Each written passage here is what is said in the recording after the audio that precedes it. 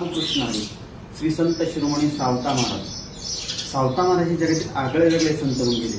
ज्याप्रमाणे माऊली ज्ञानेश्वरांनी संजीवन समाधी घेतली, त्याप्रमाणे सावता महाराजांनी सुद्धा संजीवन समाधी घेतली आहे.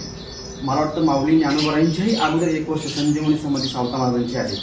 तर आपण ज्याप्रमाणे माऊली ज्ञानेश्वरांचा संजीवन समाधी सोहळा म्हणतो, त्याप्रमाणे सावता महाराजांचा संजीवन समाधी सोहळा म्हटला पाहिजे. आता सावता महाराजांचा 731वा संजीवन समाधी सोहळा येत आहे.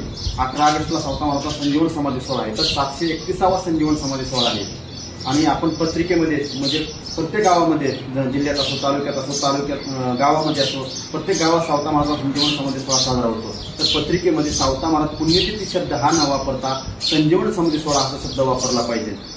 ज्याप्रमाणे सावता महाराजांच्या काभंग आहे, उठून या प्राप्त काळी, करून या स्नान, घालून या सन यथाविधी, नवजरदेह झालेचे संतप्त, परिमणी अर्थ विठोबाचे, प्राणायाम करून कुंभका साधीला, वायू निर्दिला मळतत्वी, शके 1217 शालिवान शक, मन्नत नाम संवत्सर, ऋतुकृष्ण कृष्ण आषाढ चतुर्दशी, आरावध्याची सरकार, सावता पांडुरंगी स्वरूपी मिळाला, देह समर्पिला त्या सध्याची. हा सावता महाराजांचा अभंग आहे. त्याप्रमाणे म्हणून मी म्हणतो सावता महाराज संजीवन समाधी सोहळा हा शब्द वापरला पाहिजे. आणि सावता महाराजांच्या संजीवन समाधी सोहळ्याला सर्वांनी आरणला दर्शनाला या. सावता महाराज नक्कीच आशीर्वाद देतील. आम्ही सावता महाराजांचा वंशज रविकांत महाराज शेखर. रामकृष्ण.